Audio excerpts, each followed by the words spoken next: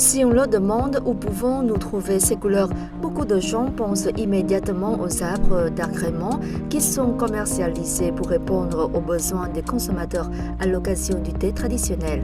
Cette année, sont apparus dans les marchés de nombreux types d'arbres d'agrément, dont les bonsaïs.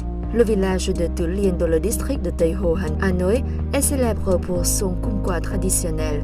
Cette année, afin de répondre aux besoins des habitants à l'occasion du Nouvel An lunaire du Rat, de nombreux jardiniers du village de Kumquat de Tu Lien plantent des bonsaïs dans des pots en forme de souris. Le temps de former un bonsaï durera environ un an. De nombreux jardiniers dans le district de Van Giang, province de Hưng Yên, façonnent habilement l'arbre kumquat en forme d'un gourde à alcool. Selon un propriétaire de jardin, le processus de former un bonsaï n'est pas le même que celui des arbres normaux. Les producteurs doivent connaître le bon moment pour nouer les fruits afin d'avoir une bonne forme. Résultat, des kumquat bonsaï, symbole de prospérité, voient le jour.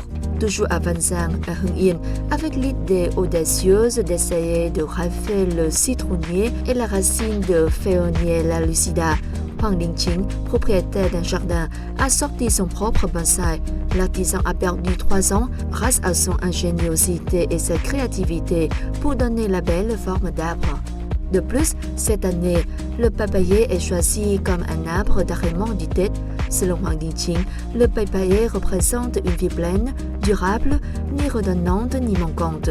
Par conséquent, depuis des années, beaucoup de gens cherchent à acheter du papayer bonsaï pour la décoration de leur maison ou comme un cadeau du thé.